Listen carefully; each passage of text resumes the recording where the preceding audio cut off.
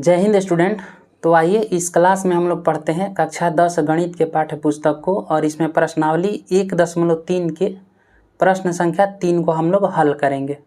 प्रश्न संख्या 3 स्क्रीन पर शो हो रहा होगा।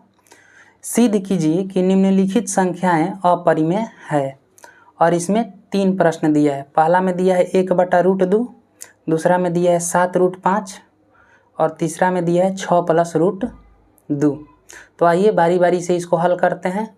अपरिमेय संख्या को सिद्ध करने वाले प्रश्न में हम लोग देख रहे थे कि उल्टा मानते थे। जैसे अपरिमेय संख्या सिद्ध करना है 1/√2 को, तो इसको मानेंगे क्या, 1/√2 क्या है, परिमेय संख्या। आइए बोर्ड पर ध्यान दीजिए, ये क्या है, तीसरा का पहला प्रश्न है। तीसरा का पहला प्रश्न, इसको हम लोग हल कर रहे हैं। माना 1/√2 एक परिमेय संख्या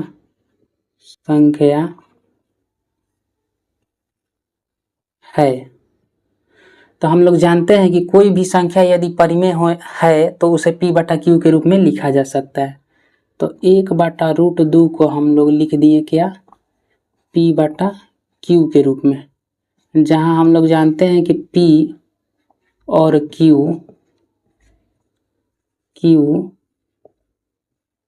पूर्णांक है तथा Q≠0। परिमेय संख्या जब आप लोगों को पढ़ाया गया था तो आप लोग पढ़े थे ना कि वह संख्या जिसे P/Q के रूप में लिखा जा सकता है और Q बराबर 0 नहीं है, उसे परिमेय संख्या कहते हैं। तो हम 1/√2 को क्या माने हैं, माना 1/√2 एक परिमेय संख्या है, अतः 1/√2 को हम P/Q के रूप में लिख सकते हैं, = P/Q। अब ध्यान से देखिए कि हम लोग या तो इसको उलट दें या तो तिरछा तिरछी गुना करेंगे। जैसे देखिए यहाँ Q में 1 से गुना करेंगे तो Q हो जाएगा, √2 में P से गुना करेंगे तो √2P हो जाएगा।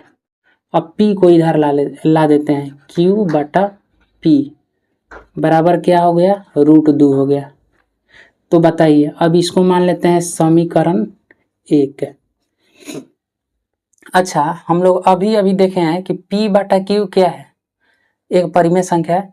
P और Q क्या है, पूर्णांक है। पूर्णांक है ना, पूर्णांक मतलब होता है पूरा अंक, ठीक। तो P/Q को हम लोग यहाँ पर उलट गया, Q/P हो गया, तो ये भी क्या है, परिमेय संख्या है। देखिए 3/2 या 2/3, ये क्या है, परिमेय संख्या है। लेकिन हम लोग जानते हैं कि √2 क्या है, अपरिमेय संख्या है। इधर वाला से स्पष्ट हो रहा है, यहाँ पर लिखेंगे समीकरण 1 से स्पष्ट है कि, क्या स्पष्ट है, देखिए 2 नहीं है, Q है, छोटा वाला Q है, Q/P एक परिमेय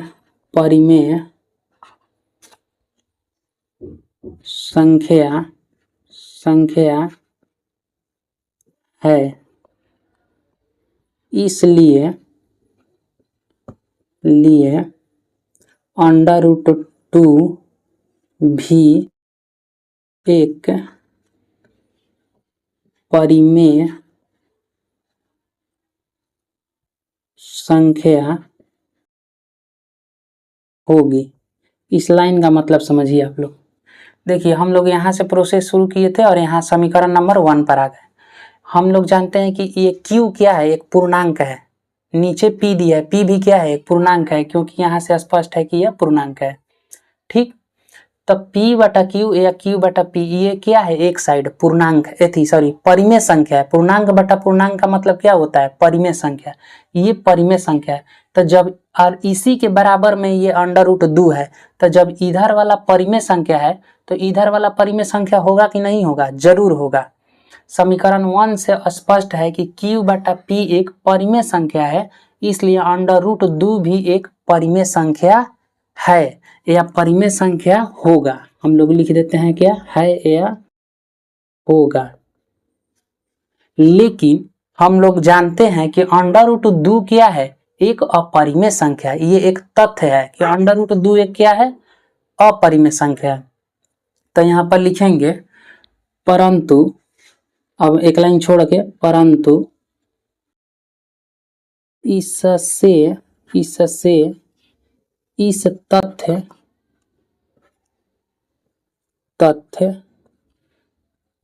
का विरोधाभास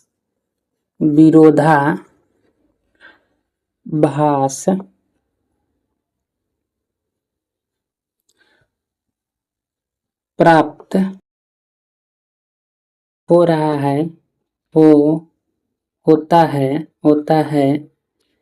कि √2 एक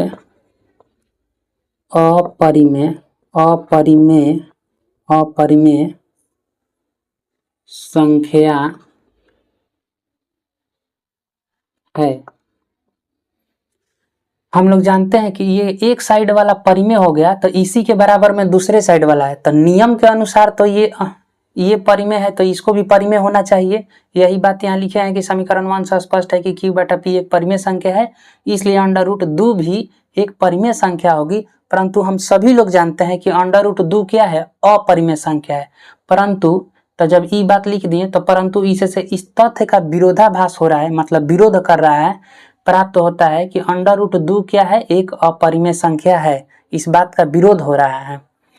ऐसा क्यों हो रहा है, ये दोनों बातें हमारे आपस में क्यों टकरा रही है, क्यों विरोध कर रही है एक दूसरे का, क्योंकि हम गलत चीज मान लिए हैं। हम 1 बटा √2 को क्या मान लिए हैं, परिमेय संख्या मान लिए हैं।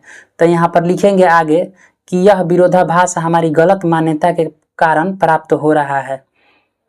यहाँ लिखेंगे आगे इसके, यह विरोधाभास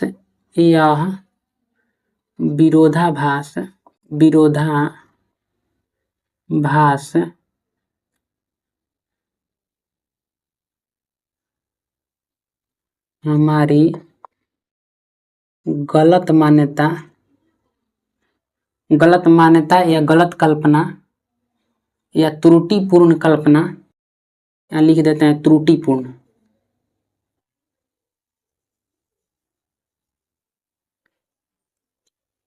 गलत लिखो, गलत मान्यता, चूंकि माने है ना, वहां पर माना लिखा है ना, कल्पना थोड़ी लिखे हैं। गलत मान्यता के कारण प्राप्त हुआ है। अब एक लाइन छोड़ के लिखेंगे, अतः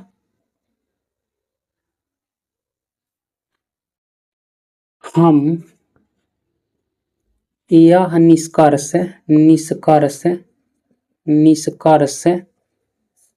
निकालते हैं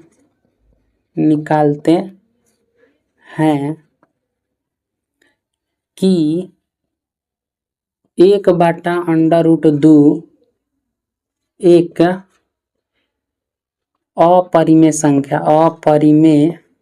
अपरिमेय संख्या है। और यही हमको सिद्ध करना था। रियल वास्तविक संख्या की एक वास्तविक संख्या 2 भाग में बढ़ती है, एक परिमेय संख्या और एक अपरिमेय संख्या। ये जब परिमेय नहीं है तो क्या होगी, अपरिमेय संख्या होगी। तो वही बात लिखा आता है, अतः हम यह निष्कर्ष निकालते हैं कि 1 बटा √2 एक अपरिमेय संख्या है। यहाँ पर लिखेंगे प्रूव्ड, मतलब सिद्ध किया गया। ठीक है ना। अब आइए इसके दूसरे प्रश्नों को हल करते हैं। इसी तरह का है, ये पहला था 1 बटा √2, अगला और दूसरा में दिया है, तीसरा का दूसरा प्रश्न दिया है, इसको मिटाते हैं हम।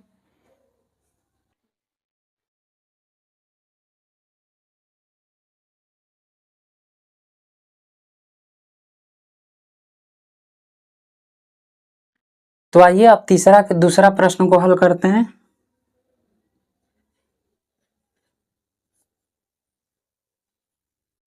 दूसरा में क्या दिया है, 7 × √5 लिखेंगे। माना, फिर से वही बात, ये सब में लिखाएगा। माना 7 × √5 एक परिमेय संख्या है। माना 7 × √5 क्या है, परिमेय संख्या है। तो जब परिमेय संख्या है तो इसे हम P/Q के रूप में लिख सकते हैं। P/Q के रूप में लिख सकते हैं। P&Q, P और Q पूर्णांक है तथा Q≠0। ठीक। 7 × √5 क्या है, परिमेय है। तो परिमेय है तो इसे P/Q के रूप में लिखा जा सकता है। अब ध्यान से समझिए, √5 को इधर रहने देते हैं। अब P/ ये 7 जो है Q के बगल में आ जाएगा, अर्थात 7 × Q हो जाएगा। ये Q है, ठीक है ना। और ये हो गया समीकरण नंबर फर्स्ट, इसी को मान लेते हैं समीकरण नंबर फर्स्ट। अब ध्यान से देखिए कि Q क्या है, पूर्णांक है। सॉरी, P क्या है, पूर्णांक है। नीचे Q क्या है, पूर्णांक है। तो पूर्णांक में 7 से गुना करेंगे तो पूर्णांक आएगा, और ऊपर भी पूर्णांक आएगा। यानी ऊपर भी पूर्णांक आएगा और नीचे भी पूर्णांक आएगा, कोई ना कोई संख्या होगी। पूर्णांक बटा पूर्णांक क्या होता है, परिमेय संख्या होता है, परिमेय संख्या। तो हमें इस समीकरण 1 से तो यह स्पष्ट हो गया कि इधर वाला जो है, अर्थात दाहिने साइड वाला, बराबर के दाहिने साइड वाला, ये परिमेय होगा। ये क्या होगा, परिमेय होगा। तो इसके अनुसार अब इसी के बराबर में ना √5 है, तो जब ई वाला परिमेय संख्या है तो उधर वाला भी परिमेय होगा नियम के अनुसार, समीकरण 1 के अनुसार। समीकरण 1 के अनुसार तो परिमेय होगा उधर वाला भी। लेकिन हम सभी लोग जानते हैं कि √5 क्या है, अपरिमेय संख्या है। तो √5 अपरिमेय संख्या है, और समीकरण के अनुसार हम चलते हैं तो समीकरण के अनुसार √5 क्या है, परिमेय संख्या है। तो ये दोनों बात एक दूसरे का क्या कर रहा है, विरोध कर रहा है। तो आइए अब इसी बात को लिखेंगे। इसी बात को क्या लिखेंगे, भाषा में लिखेंगे।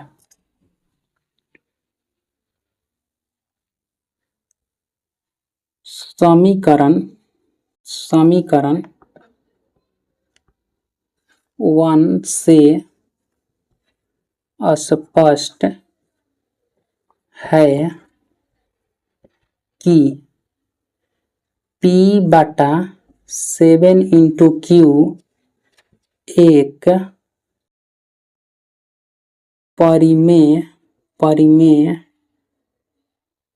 परिमेय संख्या है। इसलिए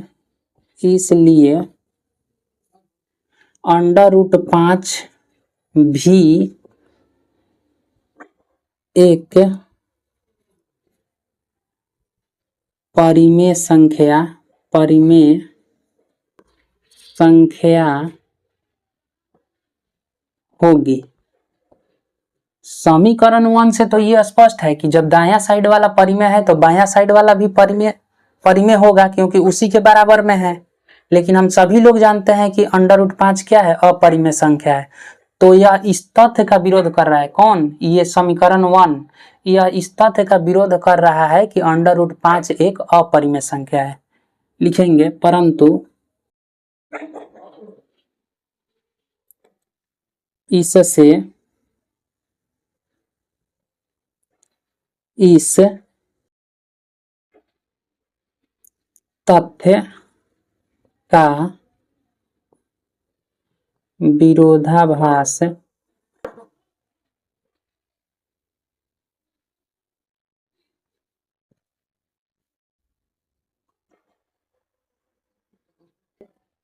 प्राप्त होता है प्राप्त होता है कि √5 एक अपरिमेय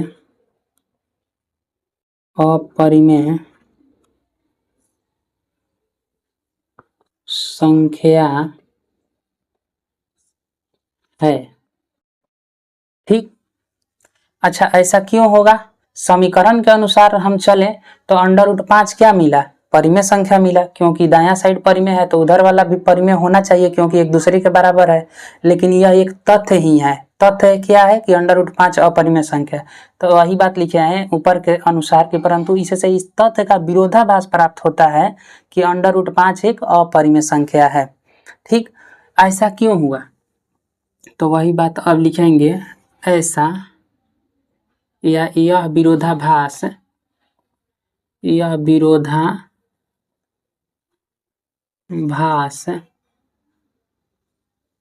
हमारी गलत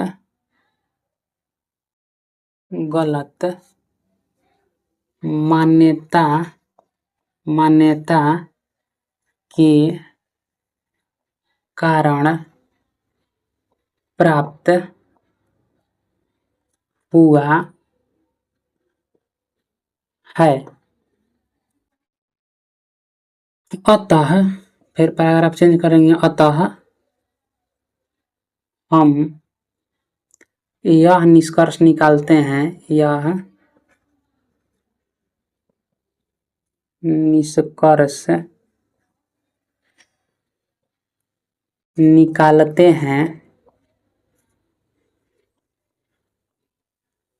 कि 7 ×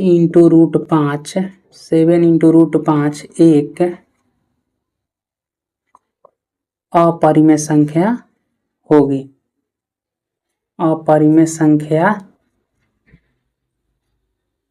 है। यही हमें सिद्ध करना था। प्रूव्ड हो गया। प्रूव्ड मतलब सिद्ध किया गया।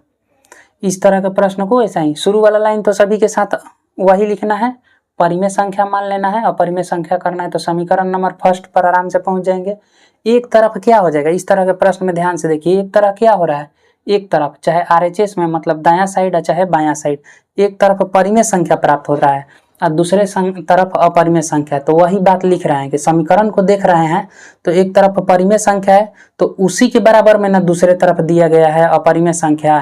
तो अपरिमेय संख्या है तो वह भी समीकरण के अनुसार चलेंगे तो परिमेय होगी, लेकिन उससे इस तथ्य का विरोध हो जाएगा कि वह संख्या जो भी हो एक अपरिमेय संख्या है। ऐसा क्यों होता है? तो ऐसा हमारी गलत मान्यता के कारण प्राप्त होता है। तो जब वो परिमेय नहीं है अतः हम यह निष्कर्ष निकालते हैं कि यह एक अपरिमेय संख्या होगी। अब आइए इसके पार्ट 3 को हम लोग क्या करते हैं, हल करते हैं। आइए अब इसके तीसरा प्रश्न को हल करते हैं। तीसरा प्रश्न को हम लोग हल करते हैं। अब इसमें भी लिखेंगे माना तीसरा में दिया है 6 + 2 लिखेंगे। माना 6 + √2 एक परिमेय संख्या है। तो जब 6 + √2 परिमेय संख्या है तो इसे हम P/Q के रूप में लिख सकते हैं। इसी तरह से बोल बोल के आप लोगों को प्रश्नों को सॉल्व करना है। ठीक। फिर से वही बात, P और Q क्या है, पूर्णांक है।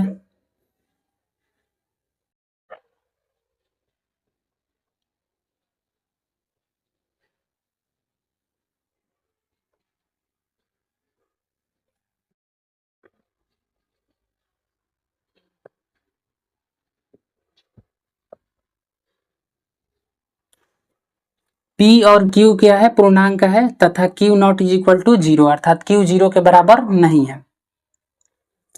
अब देखिए √2 को इधर ही छोड़ देते हैं। P/Q ये 6 क्या है, प्लस में, बराबर के इधर आएगा तो माइनस में 6 होगा। अब इसको चाहो तो एक बार हल कर लो।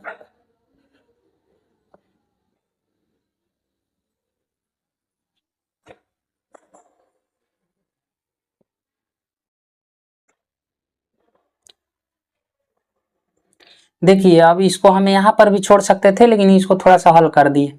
अब देखिए ये क्या है, पूर्णांक है Q, ये क्या है, पूर्णांक है Q, और नीचे भी क्या है, Q एक पूर्णांक है। तो पूर्णांक में से पूर्णांक को घटाएंगे तो पूर्णांक ही प्राप्त होगा, और नीचे भी क्या है, पूर्णांक है। अर्थात हमें यह मालूम हो गया कि इधर वाला जो भी है वो क्या है, परिमेय संख्या है। तो जब इधर वाला परिमेय संख्या है तो इसी के बराबर में ना अंडर रूट 2 है, तो अंडर रूट 2 भी समीकरण 1 के अनुसार देखने पर क्या हो रहा है, परिमेय संख्या प्राप्त हो रहा है, क्योंकि जितना ये है उसी के बराबर में ये है। तो लिखेंगे ये परिमेय संख्या है, अतः नियमानुसार ये भी क्या होना चाहिए, परिमेय संख्या होना चाहिए।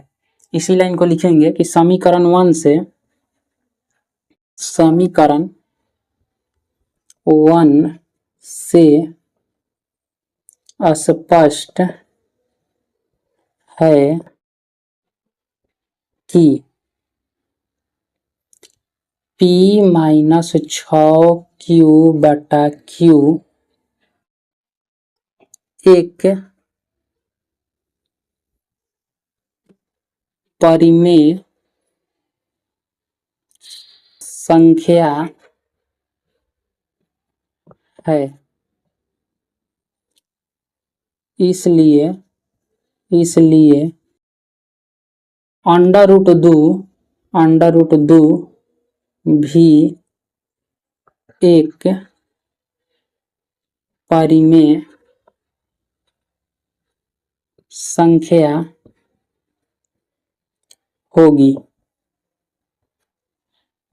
परंतु इससे इस तथ्य का विरोध हो जाएगा कि अंडर रूट 2 क्या है, अपरिमेय संख्या है।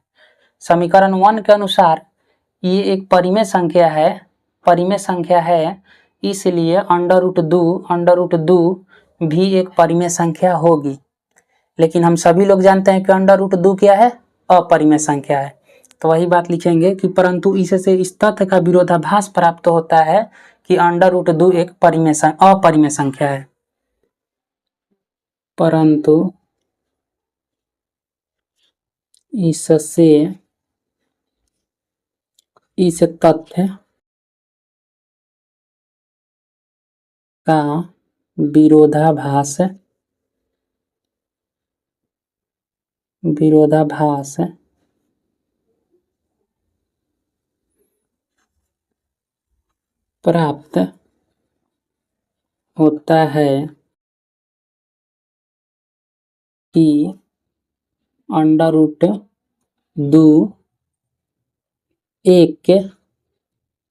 अंडर रूट 2 एक अपरिमेय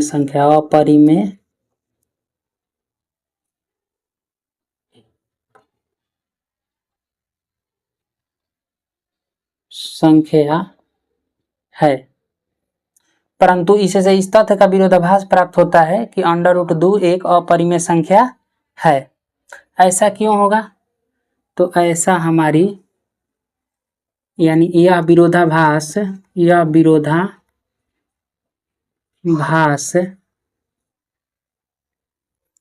हमारी गलत मान्यता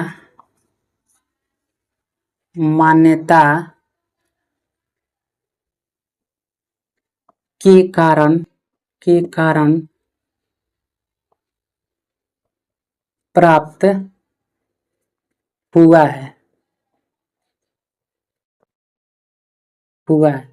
यह विरोधाभास हमारी गलत मान्यता के कारण प्राप्त हुआ है। गलत कहाँ माने हैं, गलत यहीं पर मान लिया है हम लोग कि यह एक अपरिमेय संख्या है।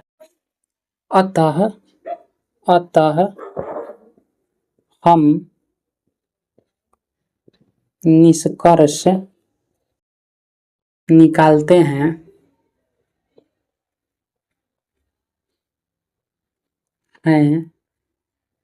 कि 6 प्लस अंडर रूट 2 एक अपरिमेय संख्या है।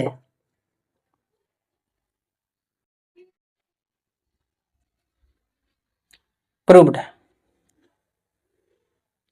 तो ये था हम लोगों का प्रश्न संख्या 3, और प्रश्न संख्या 3 में दिया था 3 गो प्रश्न अपरिमेय संख्या सिद्ध करने के लिए। तो हम लोग तीनों प्रश्नों को हल कर लिए इसमें, और अब हम लोगों का समाप्त हो गया प्रश्नावली 1.3। आगे के क्लास में हम लोग प्रश्नावली 1.4 को हल करेंगे। तब तक के लिए जय हिंद।